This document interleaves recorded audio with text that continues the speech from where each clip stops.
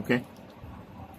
而家你嘅保險箱打開嚟嘅時候，有一個紙袋喺嗰個 backing 嗰度，所以呢個紙袋入邊咧，佢有俾你2支嘅呢個鎖匙，然之後佢會有俾你 battery 4粒啦。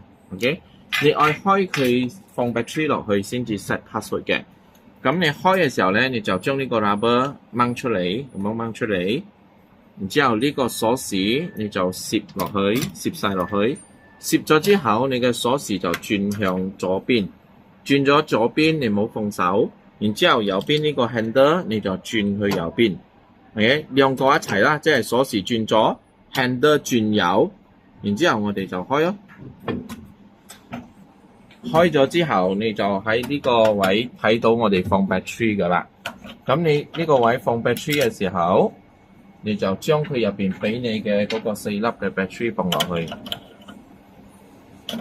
加減你去睇啦，呢度佢有彈弓嘅，呢度有寫加減嘅 ，so 一邊加邊減嘅。你放晒4粒嘅 battery，make sure 放晒落去，佢會有聲 beep 一聲嘅。咁你就冚翻呢個蓋，然之後下一步你就愛 set password。點樣 set password 啊？紅色button喺兩個地方。紅色嘅呢個 button 呢度，有時咧你就睇咯，係如果有蓋冚住咧，你就掹開個蓋出嚟。總之你係愛撳呢個紅色嘅 button 先啦，撳咗佢，佢會有聲嘅。OK， 喺呢個燈熄之前，你就 set 一個 password 落去，3至8個號碼都得嘅。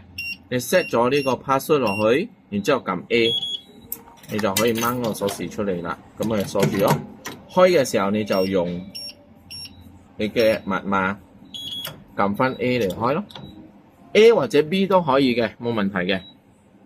如果另一種咧，嗰個 lock， 如果你喺呢個位置冇睇到紅色嘅 button， 你睇下呢個放 battery 嘅位旁邊呢度有冇一個 reset 嘅掣，佢有寫 reset 嘅，你一樣係撳嘅，黑色嘅，撳咗佢之後，一樣係響嘅，然之後你就喺呢度再 set 嗰個 password。總之每一次你 set password set 咗你嘅號碼，你可以撳 A for confirm 你嘅 password 咯。